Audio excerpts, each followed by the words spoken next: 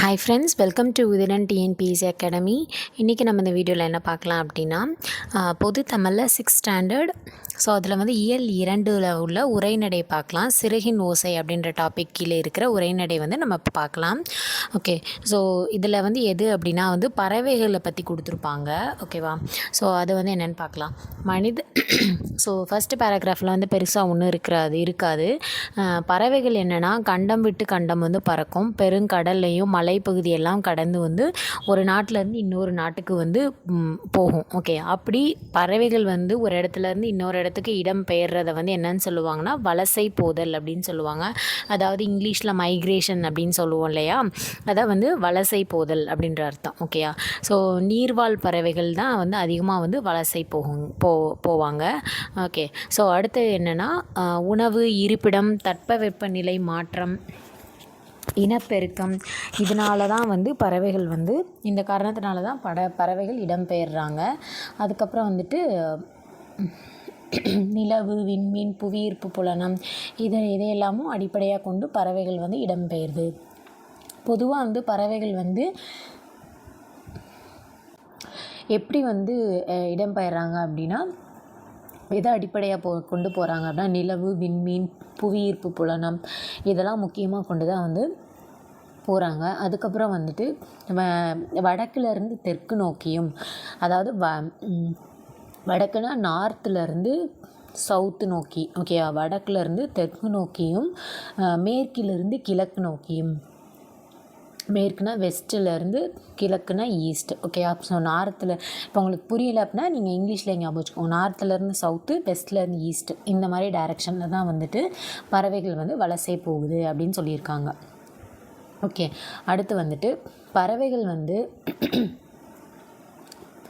அவங்களுக்குன்னு ஒரு வழித்தடத்தை தேர்ந்தெடுத்து, இப்போ ஒரு சில பறவைகள் வந்து ஒரே வழியில் போச்சுன்னா அதோட தன்னோட தாய்நாட்டுக்கு திரும்பி அதே வழியில் திரும்பி வரும். சில பறவைகள் வந்து இன்னொரு பாதை வச்சு அது வழியாகவும் வரும் அப்படின்னு சொல்கிறாங்க.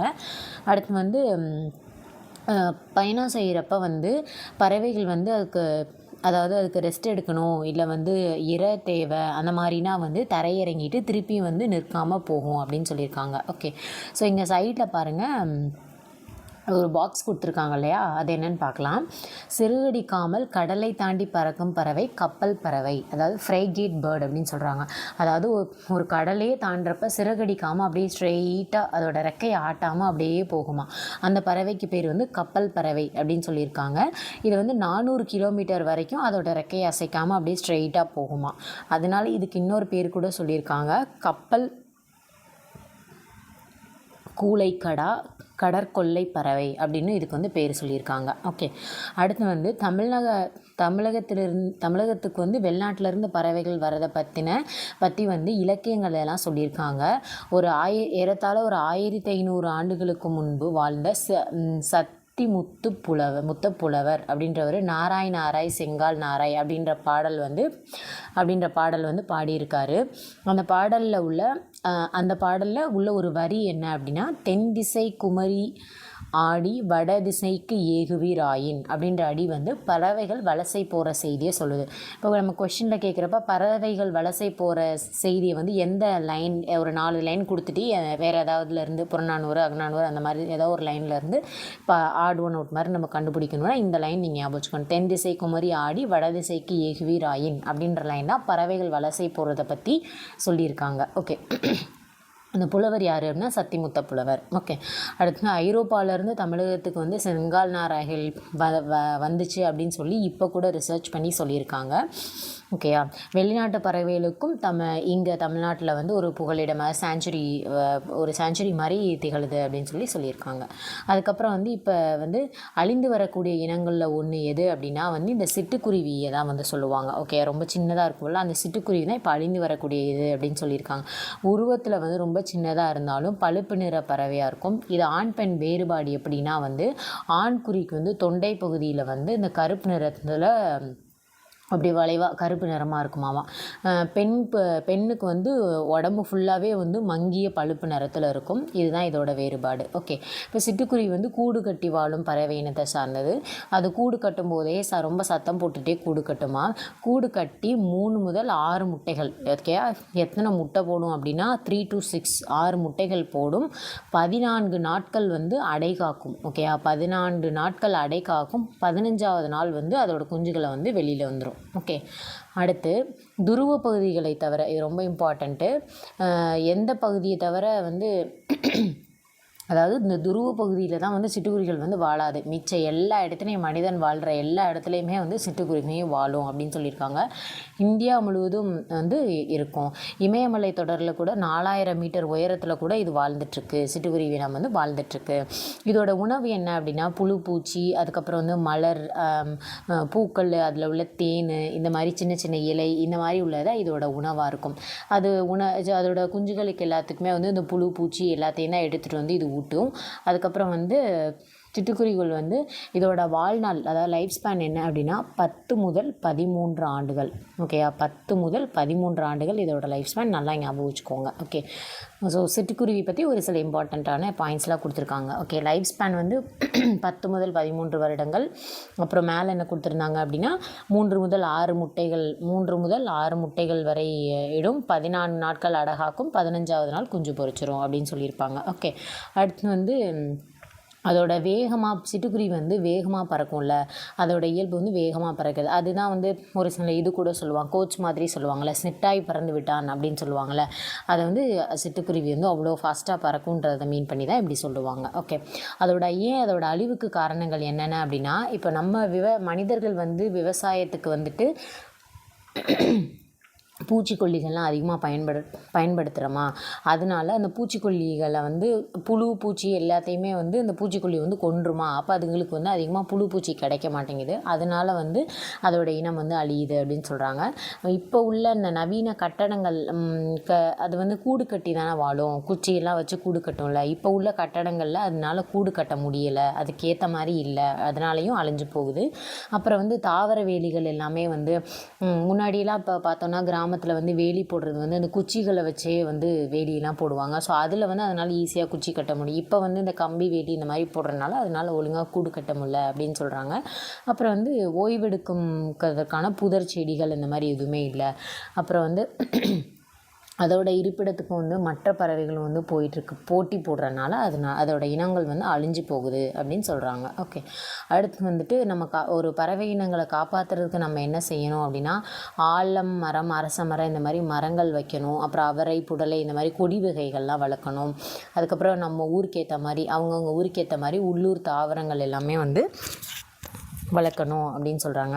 அப்புறம் வந்து பூச்சிக்கொல்லி மருந்து வந்து அதிகமாக பயன்படுத்தக்கூடாது. காக்கை குருவி எங்கள் ஜாதி அப்படின்னு சொன்னவர் யாருன்னா பாரதியார். நல்லா நோட் பண்ணிக்கோங்க, காக்கை குருவி எங்கள் ஜாதி அப்படின்னு சொன்னவர் வந்து பாரதியார். ஓகே, அதுக்கப்புறம் வந்து சிறிதளவு அரிசி, பாரதியார் என்ன பண்ணார்னா, சமைப்பதற்கு தன் மனைவி வைத்திருந்த சிறிதளவு அரிசியையும் முற்றத்தில் இருந்த சிட்டுக்குருவிகளுக்கு மகிழ்வுடன் போட்டுவிட்டு பட்டினியாக இருந்தாராம். இவர் யார் அப்படின்னா பாரதியார். ஓகே, இங்கே ஒரு பாக்ஸ் கொடுத்துருக்காங்க, அதை பார்க்கலாம். இந்தியாவின் பறவை மனிதர். ஸோ இது நம்ம எல்லாத்துக்குமே தெரிஞ்சிருக்கும். சலீம் அலி, டாக்டர் சலீம் அலின்னு சொல்லக்கூடியவர் தான் இந்தியாவின் பறவை மனிதர் அப்படின்னு நம்ம சொல்லுவோம். அதாவது இன்றைய பறவையியல் ஆய்வாளர்களுக்கு ஒரு முன்னோடியாக இருக்கிறவர் யார் அப்படின்னா இந்த டாக்டர் சலீம் அலி அப்படின்றவர் தான். தன்னோட வாழ்நாள் முழுவதுமே வந்து பறவையை பற்றின ஒரு ஆராய்ச்சியை மேற்கொண்டிருக்கிறாரு. இவரை இந்தியாவின் பறவை மனிதர் அப்படின்னு சொல்லுவோம். அதுக்கப்புறம் வந்து இவரோட அந்த பயோகிராஃபி இருக்கும் இல்லையா, இவரை பற்றி எழுதிய அந்த வரலாற்று நூலுக்கு இவர் என்ன பேர் வச்சுருக்காரு அப்படின்னா சிட்டுக்குருவியின் வீழ்ச்சிகள் அப்படின்னு சொல்லி பேர் வச்சுருக்காரு. சிட்டுக்குருவியின் வீழ்ச்சி, the fall of a sparrow அப்படின்னு வந்து பேர் வச்சுருக்காரு. இந்த பாயிண்ட் ரொம்ப முக்கியம். சலீம் அலி வந்து அவரோட வரலாற்று நூலுக்கு என்ன பேர் வச்சுருக்காரு அப்படின்னு கேட்டாங்கன்னா சிட்டுக்குருவியின் வீழ்ச்சி. ஓகே, அடுத்து வந்து மனிதன் இல்லாத உலகில் பறவைகள் வாழ முடியும், பறவைகள் இல்லாத உலகில் மனிதனால் வாழ முடியாது. இதை சொன்னவர் யார் அப்படின்னா வந்து டாக்டர் சலீம் அலி அப்படின்றவர் தான் சொல்லியிருப்பார்.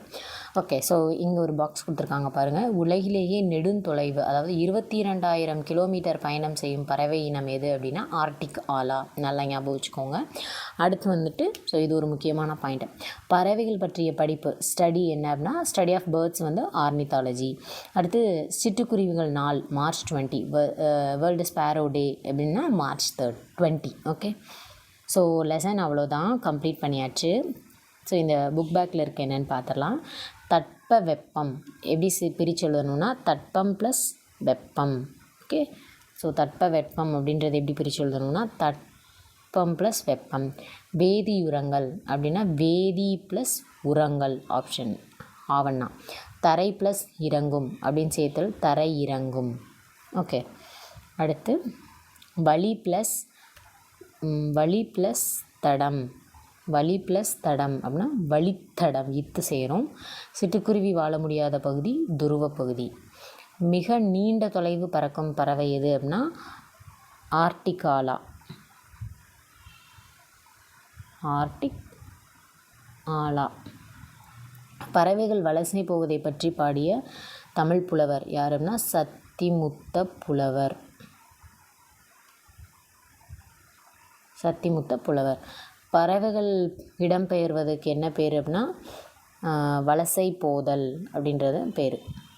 வலசை போதல் அதான் பேர். இந்தியாவின் பறவை மனிதர் யார் அப்படின்னா சலீம் அலி.